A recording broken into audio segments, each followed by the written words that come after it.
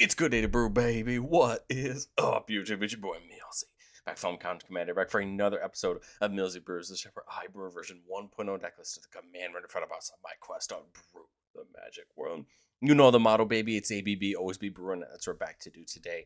That deck list is going to be down in the description for you below, as well as I'd really appreciate it if you could interact with the video, like, comment, subscribe, consider checking out the links in the description. I'd appreciate it. But today, I figure with all the new summon Saga creatures, it'd be only right to take a shot at some Saga commanders. And I thought it'd be fun to start with Narci, Fable Singer. A 4-mana Absent 3/3 human bard with lifelink says whenever we sacrifice an enchantment, we draw a card. Remember that all Sagas will sacrifice themselves when they're done, so that's why that ability's there. And then whenever the final chapter ability of a Saga goes off, each opponent loses X and we gain X, where X is that Saga's mana value.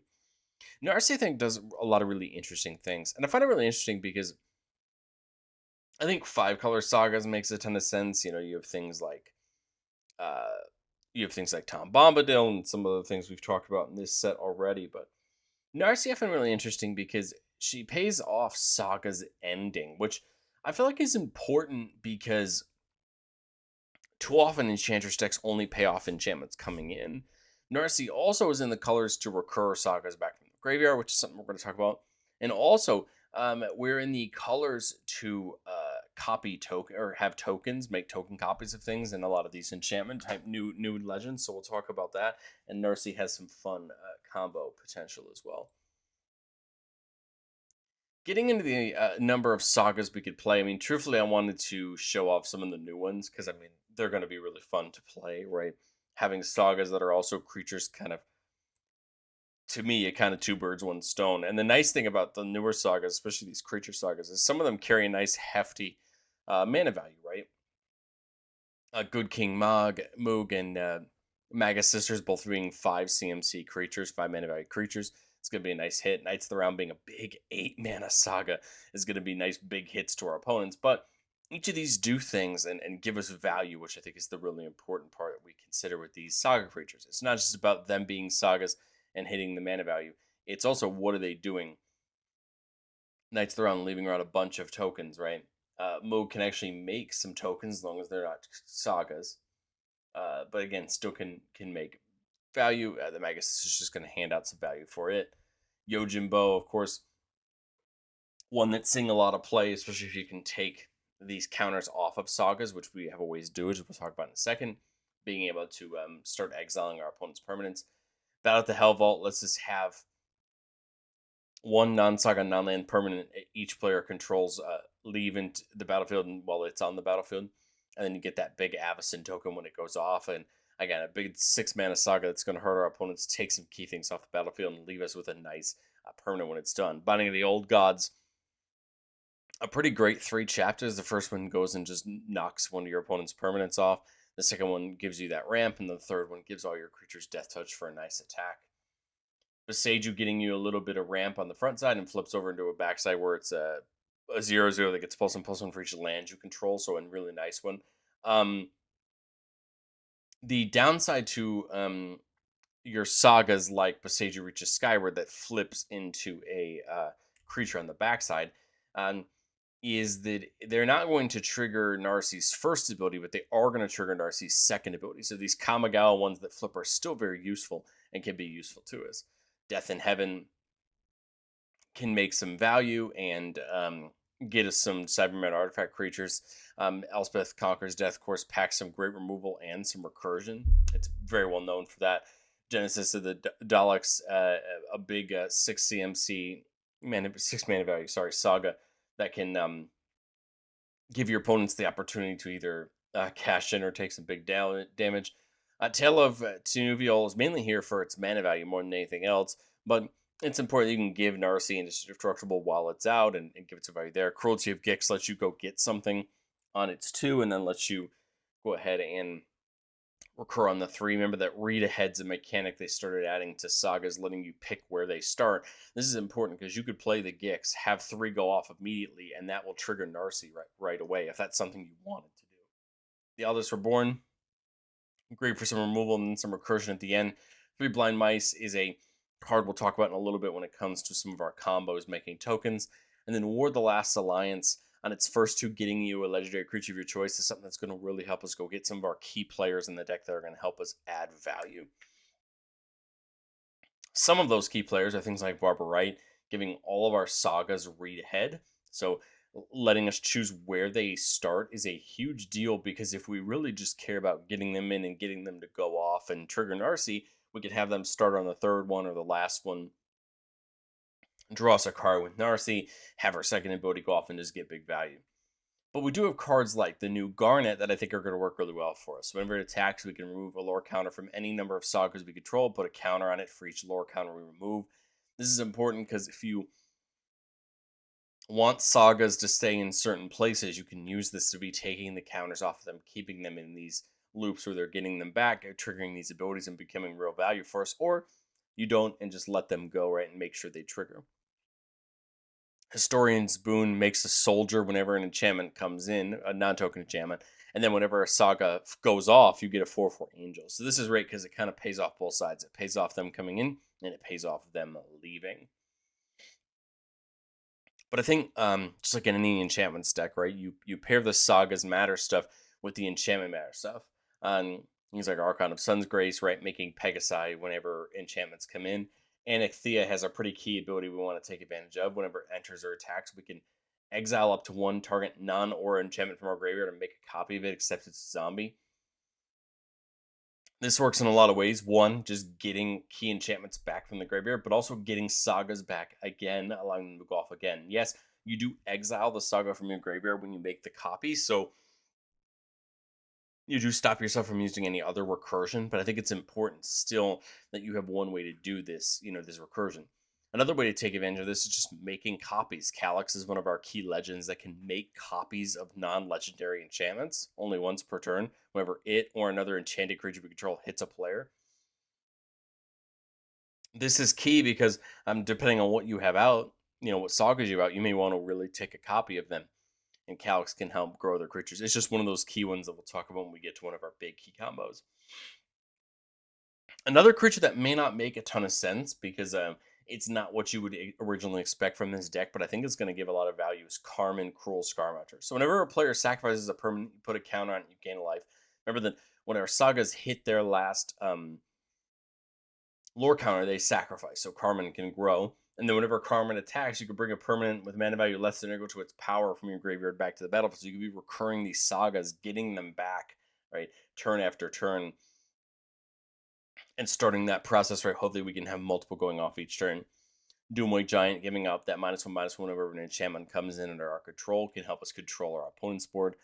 Onto Spirit Dancer can make a copy of one enchantment per turn. You can only have it go off once or only do it once each turn, but basically you just pick and copy the right enchantment at the right time. Sanctum Weaver, tapping for more and more mana, the more enchantments you have. Setessan Champion has that classic, one of the classic Enchantress abilities, drawing you a card whenever an enchantment comes in, but it also grows, whereas Sithis has the more classic version of the Enchantress ability, drawing you a card whenever you cast an enchantment. So here we're paying off enchantments coming in, paying off enchantments being cast. Yen, I'll let you pay to and choose an enchantment you control. It doesn't have the same name as another permanent you control and make a copy of it. What I think is really interesting about Yenna is that you could technically always have a copy of a saga you want, right? Copy the original saga before the last one goes off. The last one goes off, and on that turn when you only have one of them left, make another copy of it, let that one go off, and constantly be copying. Remember that you're still going to sacrifice the token saga no matter what. So it's still going to trigger Narci's abilities, and then you could just be continually copying the key things you want. The new Yuna feels really great as well. Giving all of our creatures that trample, lifelink, and ward 2 enchantment creatures is huge because a lot of our creatures are going to be that. Especially these sagas, right? But at the beginning of your end step, we could bring an enchantment back with a finality counter on it. So remember that a finality counter will exile instead of hitting the graveyard. Won't trigger Narci's first ability when that finally goes off, but it will still trigger the second one. And then Boon of the Spirit Realm, whenever another enchantment comes in, you put a counter on it, buffing all of our creatures for the counters on it. It's just huge, especially as we're either making copies of things or bringing things back from the graveyard. Coffee Unleashed can come in and be a nice board wipe for us and can activate as a creature every turn whenever an enchantment comes in. Starfield of Nyx can turn our non-creature sagas into creatures as long as we have 5 or more enchantments. It turns them into creatures where base power and toughness is their mana value, getting them in um, and dealing damage. But I think the big key thing about Starfield of Nyx is you're bringing back an enchantment from your graveyard at the start of each of your upkeeps. Again, get a key saga back, get it started, get it going so it can go through, right, activate, and deal damage. And then Sterling Grove, protecting all of our enchantments with Shroud and sacking to go get an enchantment of our choice and putting it on top is a huge ability when you want to go get a right thing at the right time. But I think one of the key combos for a deck like this is going to be centered around 3 Blind Mice. Now, what's important about this combo is 3 Blind Mice and Barber Right. So 3 Blind Mice's 2 middle abilities say create a token that's a copy of target token you control, and Barber Right says sagas we control have a read ahead. So effectively, we need to get a token copy of 3 Blind Mice, and there's plenty of ways we could do this. We could use Calyx, we can use Yenna. The way that we make the token isn't important. The important part is that we get a token copy of 3 Blind Mice with Barber Right out. You could start 3 Blind Mice on either 2 or 3. I think it would make more sense to start them on 3, but you can do it either way, however you want to do it. And then you would have 3 Blind Mice make a copy of itself because that's a token, right? The token copy is a token. And this is basically just going to create a loop of you making 3 Blind Mice as many as you want until you pick something else. And because you have read ahead, whenever you want to stop the combo, you can just, make a mouse token or whatever, right? But the point here is you can make all these 3 Blind Mice, and there's a couple ways you can look at it. You can look at it as is there any way we can damage our opponents when enchantments come in? You have things.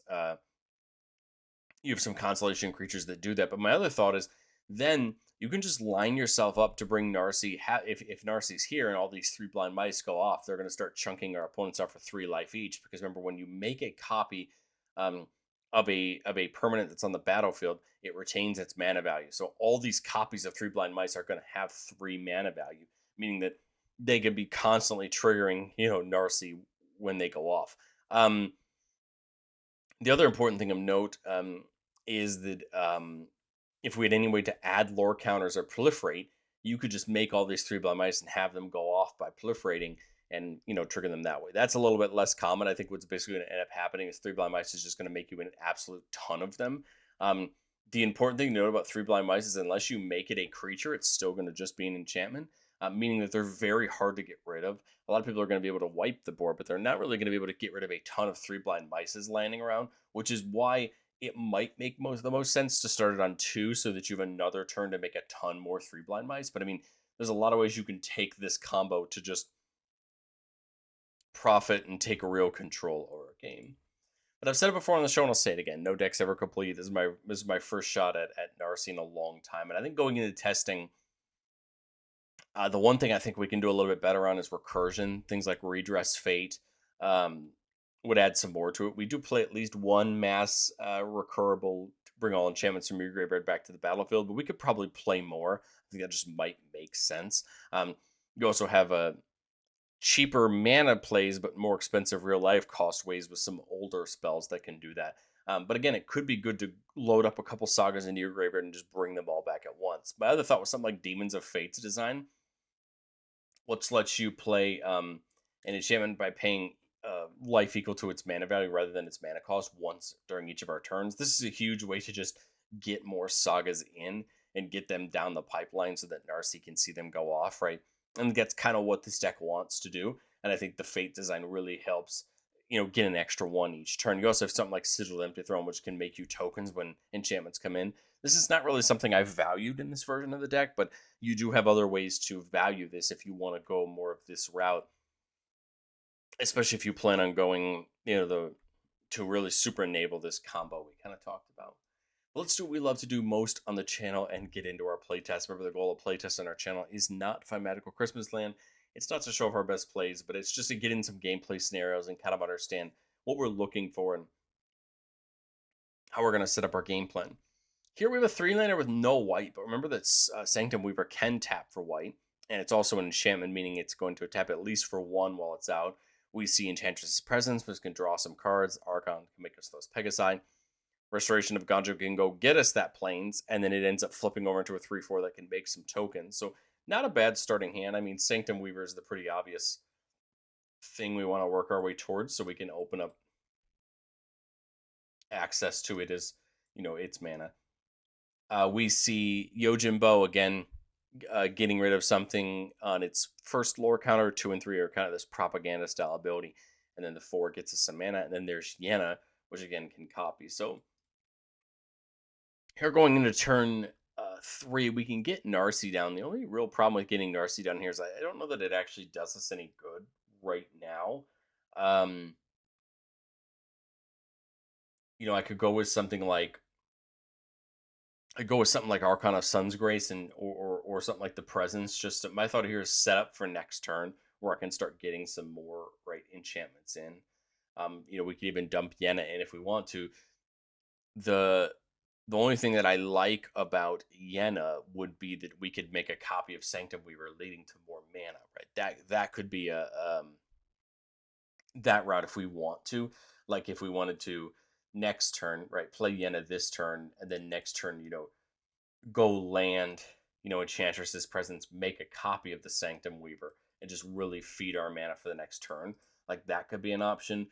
Or, we go for the Archon and lead up. I kind of like this Yen idea just because, again, that copy every turn can be a huge deal and can be really, really beneficial for us. So now coming into this turn, right, we don't even need to play the Presence. We could just play the Iganjo if we want to. If we play the Iganjo, if we really want to take advantage of Narci's ability, we would need to do it, play it next turn right before Iganjo goes off. But the only nice thing about Iganjo is it's just going to go get us into the land. My thought was the Presence and then make a copy of the Sanctum Weaver. Again, the Sanctum Weaver can't do anything this turn because we used all of our mana for Yenna's ability, right? But that's a-okay. The point here is that now we have 2 mana dorks, right, to give us access to more mana. So now this turn you've got 5 here, and each of these Sanctum Weavers is now tapping for 3, right? Because we have 3 enchantments at the moment. But if we can play something else, right, we're going to get some more mana out of it. So, even if we go for Narci as 4, right? So Yenna can't target Sanctum Weaver because it's already been targeted. She could target Enchantress's Presence and start drawing us cards, though, which I don't honestly think is a terrible idea, especially if we want to commit to getting a couple things on board. So let's say that I tap Sanctum Weaver there for 2 white, or whatever. Put a couple of the white into our ability. I've got 1 white left. We could use a couple of it for, my thought is, Sun's Grace and then Iganjo. This would draw us 2 cards, right? Come in, make us the Pegasi. The important thing of note here is I've not used this Sanctum Weaver yet. I'm waiting to use it to burst some mana right at the right time. But the point is, now this goes and gets me a basic Plains and puts it in my hand. Remember that the Enchantress Presence is on cast. It's not a constellation ability on enter. Would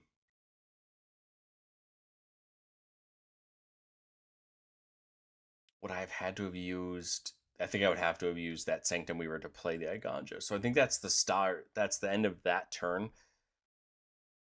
But again, I think it's okay because you come back to the next turn. Iganjo goes off, which has nothing to put. That's fine. We get Narci in. Now I've got a mana left here, and each of these Sanctum Weavers is tapping for 1, 2, 3, 5. Right? Love the idea of getting Garnet in, so on a future turn we could start keeping our Sagas around. But I think Yojimbo probably just makes the most sense to draw a couple off of the Enchantress's Presences and get another Pegasi. And then we could tap Yenna to make a copy of Yojimbo if we want to. It would get us another Pegasi, or Pegasus, but it wouldn't draw us cards, but it would remove another thing, and it would lead to those going off at the same time eventually. Could potentially be up to 8 life loss instead of just 4. We could copy the Iganjo, but remember, when you copy a permanent that flips, you don't get to flip it. It has nothing on the backside. The copy doesn't. So Um, if I'm gonna copy something here with Yena, I think it would be the Yojimbo.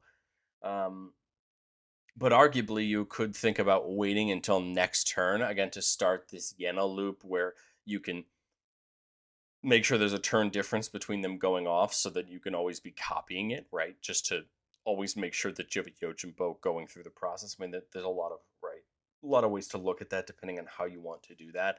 Um, or we leave the mana up for like path and just take some attacks with the Pegasi in the air. Again, they all have lifelink because of the Archon, and I think we're just in good shape.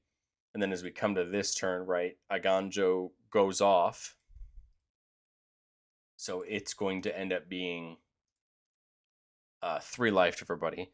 And then when it comes in, you're making another Pegasi, and you're getting that. You're going to now have a chance to get these spirit tokens. Yojimbo's on 2, so it's propaganda style ability is going to go off. And this is why my thought was copy with Yena now so that it's on 1. When the 4 goes off, the other one will be on 3, and then you can make the copy of it, right, to, again, try to keep farming them sitting around. Or we could start trying to get Garnet in to just keep them as low as possible, right? Either keeping the propaganda alive or trying to get all the way back down to that first ability, just starting to exile things. And there's a lot of ways to start now, really taking advantage of this position. We have an absolute ton of mana because of Sanctum Weaver. So, I mean, we're good in that sense. We could, go for something like Death in Heaven just to draw a couple cards, is my thought. Get ourselves a couple more cards drawn and see maybe what we get into. We've got more than enough mana that we know what to do with now. So we don't mind drawing a couple cards and pitching a couple lands. And I think we're in a good spot, although we didn't see our combo. I just think we have a ton of value. And if someone wipes the board, we've still got the presences just to draw and rebuild. Yeah, we're keeping a 3-lander with 3 visits, so there's a way to get up to the 4 mana for Narci. We got a couple nice sagas, and then the presence for draw. Battle for Bredeguard makes some tokens, and then the Aesir can get a card back from your graveyard, basically. So turn 1, I'm thinking just get ourselves started on the way up to our thing. I think we just hit the 3 visits and go for the Triumph. This will turn the Verge on to tap for both. And now we have all of our land types in case we care about it for any future lands. Turn 3, we see Revival of the Ancestors, another interesting saga that can make some tokens, distribute some counters, and give a buff. Remember, Magus Sisters chooses 1 at random, giving out some counters, putting a shield counter, fight something. We've got some nice pieces. I kind of want to just get some value down and get started, right? My thought was just to play Narci first. I guess I probably don't need to, but my thought is if I want to play something like the Magus Sisters, at least gives me a target just in case. There's Yuna, but we're 1 mana off, which is a-okay. It's not ideal. We would have loved to have had the 5th mana to maybe double spell, even though I don't think we could have either way. But here we'll just make the spirit tokens. Again, the nice thing about the spirit tokens is that it gives you at least a target for its extra abilities in case someone immediately tries to go after Narci here. Narci could make an attack if we wanted to. Now, turn 2 on the Ancestors, putting 3 counters among 1, 2, or 3 target creatures we control. So we can put 3 on 1, so I kind of feel like Narci is probably the better option there. This is going to hopefully sacrifice right next turn to trigger Narci.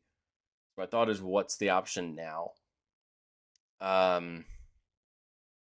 Yuna, when we could do Yuna, and that would set up next turn to get things back. We could start the Magus going off for that.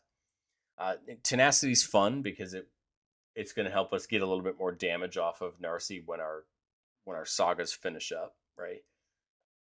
I think I like the Magus Sisters. Started here, we got to do one at random. We'll say, we'll roll a d6, and depending on where it lands, we'll see what we do. So 3 is put a shield counter on a creature and gain 3 life. So we'll just put a shield counter on Narci just to protect it. Narci can attack.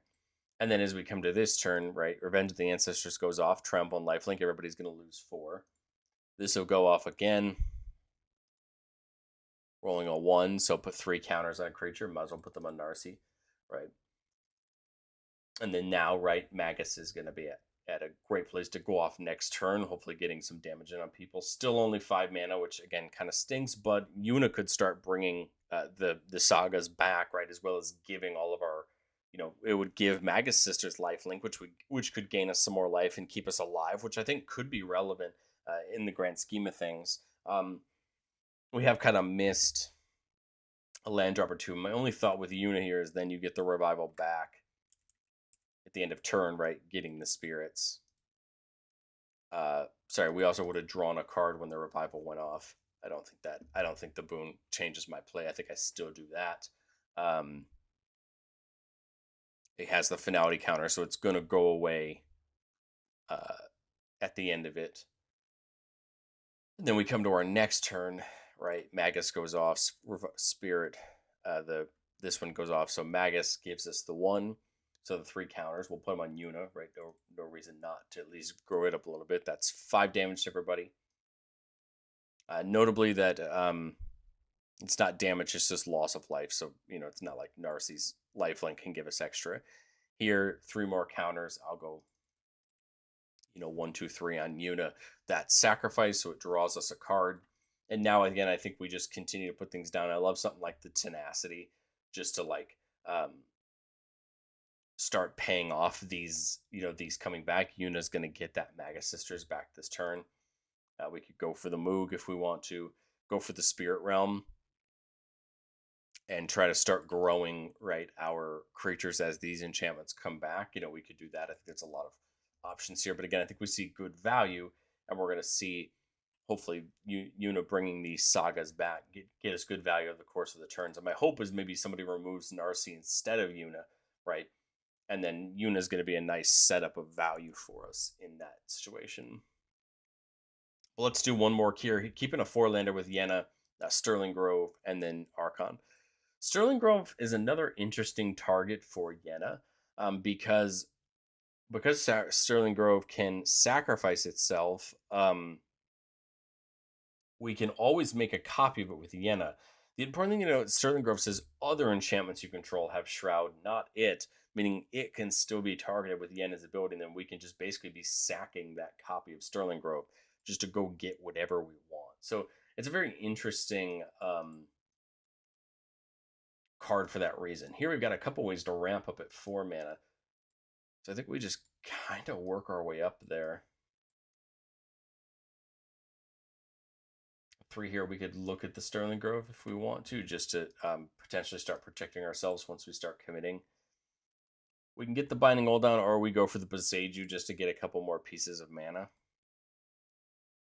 I thought with the Boseiju, though, is if we commit to the Boseiju, we got to kind of commit to getting Narci down because we don't want to lose the damage going through. But we do that. Come to our next turn. This goes off again, putting a land from our graveyard on top of our library. Again, we don't have one, but that's A-okay. So here, my thought is Narci, just to set up for this Boseiju going off next turn. So as it comes to our next turn, right, it flips over and we'll deal 4 to, right, we'll deal the, 4 to everybody, right, because it got rid of itself, and again, now it's a 5/5. 6/6 when we play this here. I like the move. I like the binding. I like Yenna to start making copies of either Sterling Grove or other things as they come in. The Ixodron's interesting. So is Elspeth's Nightmare. There's some interesting sagas in her hand. My only thought with the binding is it could be a fun one to get going, just to destroy some things, right? If I go Yenna, I think I'm just attacking, right? So we could do something like Moog to get the process started. I go Moog this turn. The next turn, go Yenna. Try to cast a spell. I was gonna say, can I find another token to take advantage of? But I just realized Yenna would have to wait a turn to make a token. So maybe it's Yenna this turn. Hold up the Plowshares, attack here. Then as we come to our next turn, now Yenna can make a copy. We could go for the Moog. comes in to make those Moogle tokens. I guess it automatically has something to trigger on its 2 and 3 in case we needed to. My thought was have Yana make a copy of either the Moogle or the Sterling Grove just to have it go off again. But again, if we wanted to, we could crack the Sterling Grove now and just go get any enchantment we want. We could go get any of them. War the Last Alliance if we want to start going for those legends. We could just go get a nice key saga we want at this moment. I can't really think of one off the top of my head because we would need 3 blind mice and Barber Right. Like we could go get 3 blind mice, but it doesn't get me anywhere near Barber Right to have that whole combo go off. Although um, we could still net a ton of value, right? But we could go crack Sterling Grove for anything we want. I guess you could go get like Boone doesn't seem like a terrible deal right now because you have a bunch of enchantments and you can have some more tokens come in. You could this could make a copy of something if Yenna makes a copy of something. I'm just trying to think of like what options we had to go get here. I think the possibilities are kind of endless depending on what we want to do. Um, I think Yenna could also make a copy of the branch, and then you just have 2 of them, 2 of these really nice threats, right? The downside is that Sterling Grove can't go get something like Yuna, right? Which would be nice to give them all the lifelink and the trample. But you could go get something like Anixia if we want to start getting them back from the graveyard. You could go get something like Calyx, right? Like there's some interesting options, I think, from this point of where we want to go, which is what I think makes the versatility of a deck like this kind of interesting. But let me know, what do you think of Narci down in the comment section below? I think there's a lot of room to make the deck better with your budget, better removal and things like that. But I think it's a really fun deck, and I think the idea of recurring your sagas back and making them go off multiple times can make Narci a real threat. But I'd love to know what you think, and I will catch you on the next one.